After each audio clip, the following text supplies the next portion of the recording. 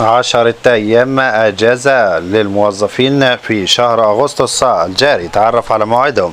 الفرحة المنتظرة. البريد المصري يكشف موعد الامتحانات وخطوات الاستعلام للوظائف الجديدة بالرقم القومي. الرئيس السيسي يتلقى اتصالا هاتفيا من رئيس وزراء مملكة هولندا.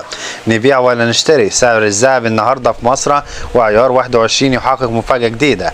هتبقى ضلمة في عز النهار. موعد حدوث ظاهرة كسوف الشمس في مصر والدول العربية.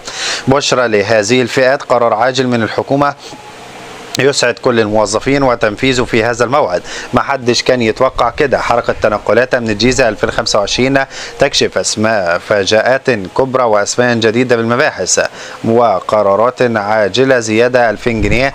قرار عاجل من الحكومة يسعد أصحاب المعاشات وتنفيذه خلال أيام. أعلنت الجمعية العمومية لاتحاد المهن الطبية عن أحدث قراراتها الخاصة بأصحاب المعاشات. وقد وافقت الجمعية العمومية على قرار رفع المعاشات 2000 جنيه شهريا. ويأتي القرار الصادر من المهن الطبية على الرغم من توجيه الدراسة الاكتوارية لرفع المعاش إلى 1700 جنيه بناء على البيانات التي تتعلق بميزانية الاتحاد. وقررت الجمعية العمومية لاتحاد المهن الطبية. على الجانب الآخر أعلنت عمومية اتحاد المهن الطبية موافقتها على رفع الحراسة على نقابة الصيادلة وحقهم في اختيار نقيبهم وفقا للمسارات السياسية والقانونية. كما رفضت الجمعية العمومية العادية للمهن الطبية في جلستها تقرير الميزانية المعروضة عن عامي 2021 ميلاديا مع إرجاءها لأول جمعية عمومية مقبلة. وجاءت تلك القرارات خلال أعمال الجمعية العمومية العادية والتي تم انعقادها اليوم بدار الحكمة عقب حضور النصاب القانونية الخاصة لانعقادها بنحو 300 عضو وزيادة المعاشات واعتماد لائحة الإعانات والمعاشات الجديدة. والجدير بالذكر أن قاعة الاجتماعات الكبرى بدار الحكمة بالقاهرة قد شهدت توافدا متزايدا من أعضاء النقابات الممثلة للاتحاد سواء الأطباء البشريون والأطباء البيطريين وأطباء الأسنان والصيادلة من أجل المشاركة بأعمال الجمعية العمومية التي دعا إليها الاتحاد لمناقشة بعض البنود على جدول الأعمال.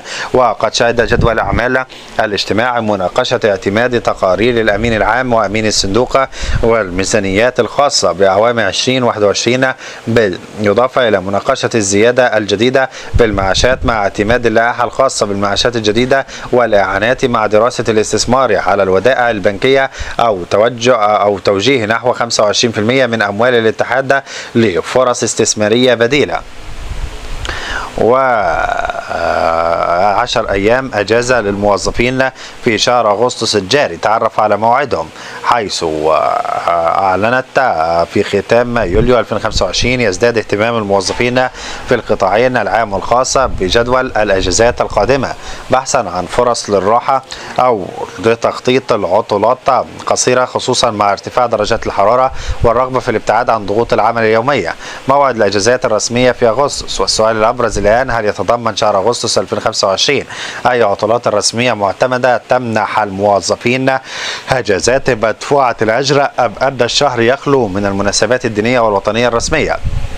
ووفقا للجدول الرسمي للأجازات المعتمدة من الحكومة لا يحتوي شهر أغسطس 2025 على أي عطلات رسمية وبالتالي لن يحصل الموظفون في كافة القطاعات على أجازات استثنائية خلال هذا الشهر حيث تقتصر أيام الراحة فقط على عطلات نهاية الأسبوع المعتادة الجمعة والسبت. وعلى الرغم من غياب العطلات الرسمية يوفر شهر أغسطس 2025 للموظفين 10 أيام راحة موزعة على عطلات نهاية الأسبوع وهي الجمعة 1 أغسطس السبت 2 أغسطس الجمعة 8 أغسطس السبت 9 أغسطس الجمعة 15 أغسطس السبت 16 أغسطس الجمعة 22 أغسطس السبت 23 أغسطس والجمعة 29 أغسطس والسبت 30 أغسطس. وبالتالي فإن الموظف الذي يعمل بنظام عطلة يومية الجمعة والسبت سيستفيد من 10 أيام راحة كاملة خلال الشهر لكنها ليست مرتبطة بأي مناسبة رسمية.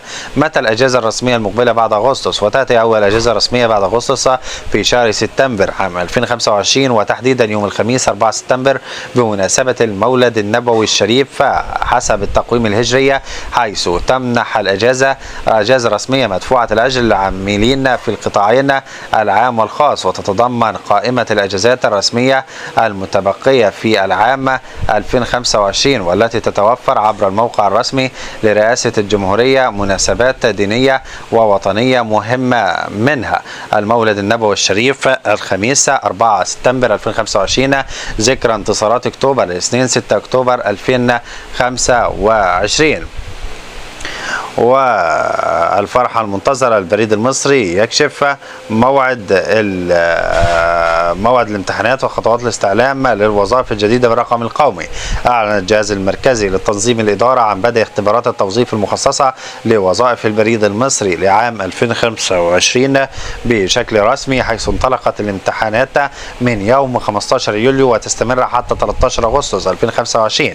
هذه الاختبارات تأتي ضمن واحدة من أكبر مسابقات التعيين الحكومية، شهدت إقبالا واسعا من الشباب والخريجين بمختلف المحافظات، سواء من الحاصلين على مؤهلات جامعية أو متوسطة، بالنظر إلى ما توفره هذه الوظائف من مزايا مادية واستقرار وظيفية على المدى البعيد.